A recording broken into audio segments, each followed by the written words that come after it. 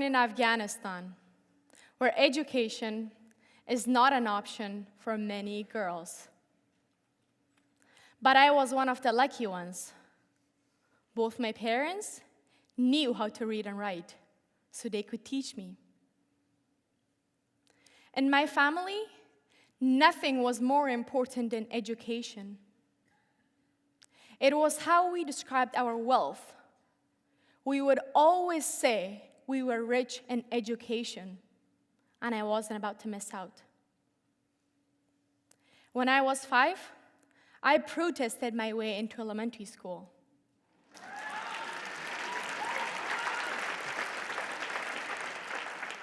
By the age of 10, I started helping girls in my neighborhood who were not able to attend school. I had a big blackboard that was taller than me, and I would haul it around like a dance partner, going from house to house, knocking on people's doors to bring girls together to educate them.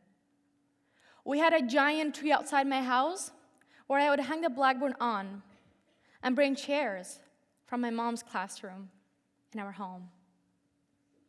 I even saw what the real teachers wore, and I dressed so that I could look more professional like them. To make my class more interesting, I would ask my parents for ideas. I made up weekly exams to see the progress they made and rewarded them with toys to keep them excited about learning. People walking by on the street would think we were playing the teacher's shooting game. Not everyone in my neighborhood thought as my parents did. My dad was a geography teacher and was willing to send us wherever he had to so we could get an education. This was not seen favorably by others, especially when it came to my sisters and I. He was ridiculed for spending money to educate his daughters. But there were some who placed a high value on education, just like my parents did. After seeing me teach every day, I was offered a paid job by my neighbors. So at 11, I started teaching preschool kids Farsi and math, the 2 subjects we learn in school.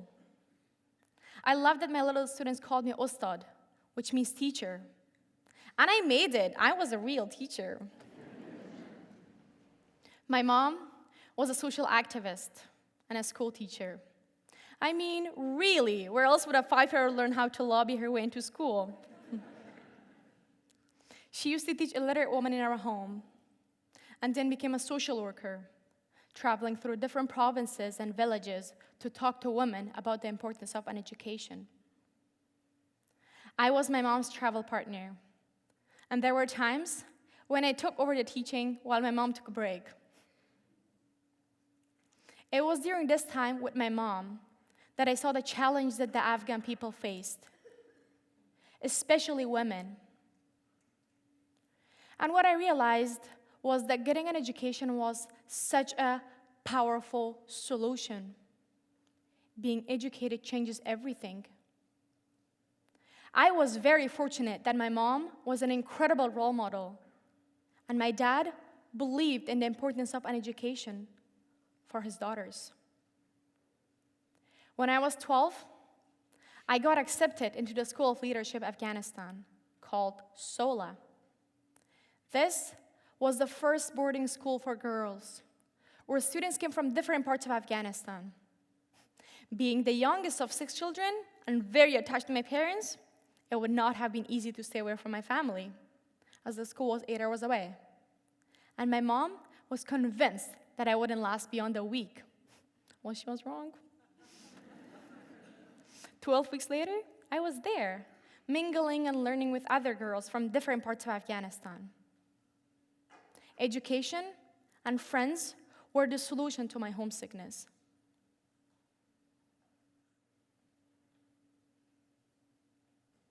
I loved SOLA. I loved its diversity. I loved that the only language we could speak was English. And the strict rule worked, because within 2 years, I was fluent in English. It sounds great, doesn't it? But what I realize now is that some of the normal things at school weren't all that normal at all. For instance, unlike other schools, SOLA had no public signage. This was to keep us safe from those who thought educating girls was wrong, especially learning the English language. Our security guard used to tell the neighbors living around us that we're all siblings and his daughters, just to keep us safe. Our little brains and ears were full of sounds of explosions. We were trained to go QQ, which means quiet and quick, to a hidden basement whenever we would hear one. We were hiding from the bombs, but also the terrorist groups who might come and find us. The Afghan people have heard explosions so often that they're used to them. Imagine that one day there's a big explosion killing hundreds of innocent people going about their lives, and the next day, everyone is back at school or work. We had become desensitized to it. It had become normal. But even from something like this, we can learn. I learned perseverance. Like thousands of other girls in Afghanistan, I don't give up. Little things like a hard class or a test are nothing compared to a bomb. If my world falls, I get up. I persevere. In 2014, when the war escalated and our security was at risk, SOLA announced its closing for a whole year. All our goals and plans were ruined after we heard the news. We did not know if we could come back or not. My father made the 8-hour trip to pick me up and take me home. Back home, the Taliban took over most of the provinces around us, including parts of mine. My family wanted to flee, but we had no way out. We were afraid that our city would be next.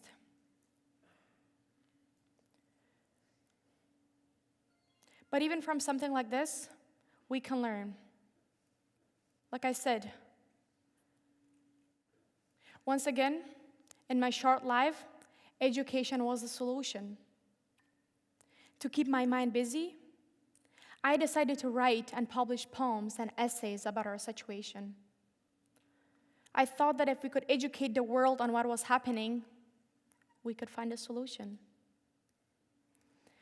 I would like to share a few words of poetry that I have written at the age of 14.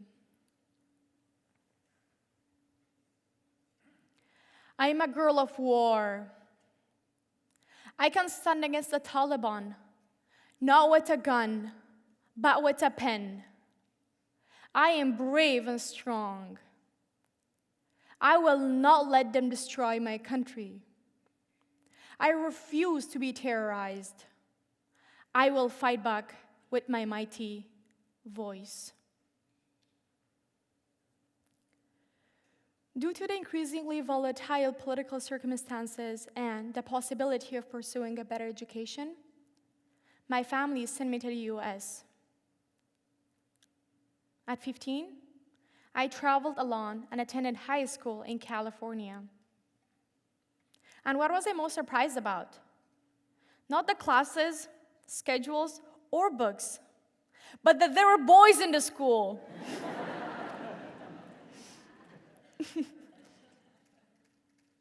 And I learned something else.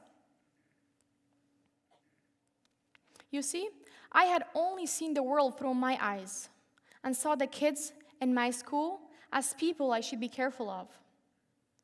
I never thought they would also look at me with confusion and caution or fear of the unknown. This was a shift in thinking I wasn't expecting. But I felt compelled to do something. With the support of a school counselor and other teachers, I dreamt up Solidarity Day, a day to promote diversity. I created posters and invited fellow students to come and receive free henna during lunch. As a result, many students came and had the opportunity to learn about our culture, and that I was a teenager, very much like them. Educating them was a solution to their fear of the unknown, fear of me and how I look. And I learned that while we sometimes initially let assumptions confuse us, that we can actually learn about each other. And I really am not that different.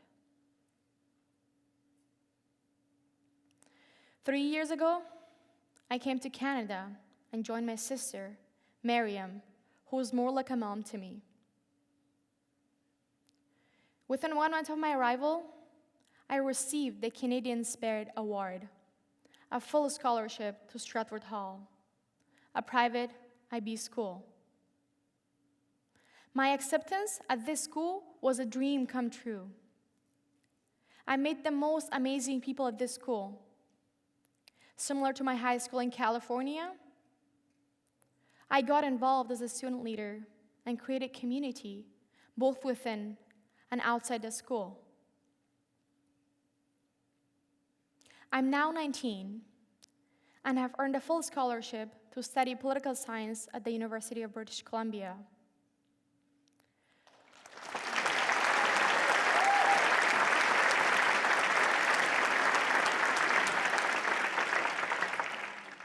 Where I am today is a long way from the young girl dragging the blackboard around in Afghanistan. But I'm here because I had an opportunity to get an education. My dream is to gather even more tools to advocate for others. Back home, my neighbors look at my parents differently now. They have shifted their thinking and are now sending their daughters wherever they can to get an education.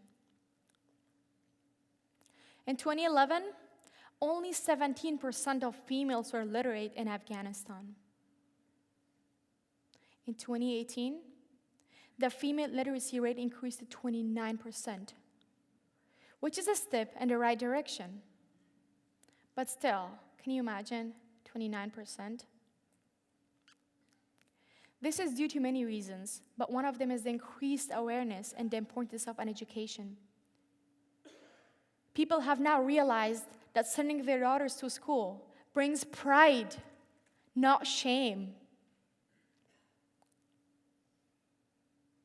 Education needs to be for everyone, everywhere. It is the solution to many of our fear of the unknown, the door to more possibilities. It gives us a better way to solve the problems we are faced with. Like I said, I'm one of the lucky ones. But that comes with a responsibility. I feel a duty to raise awareness for those voices that are not being heard. A responsibility to advocate for change. If we use education effectively, it is possible to have a world where we use words instead of weapons, books instead of bombs, a world where we lay down our swords and use our education effectively for a more fulfilling life. Education not only saved my life, but also changed it. Let's work together to give the same opportunity to others. Tashakkur. Thank you. Merci.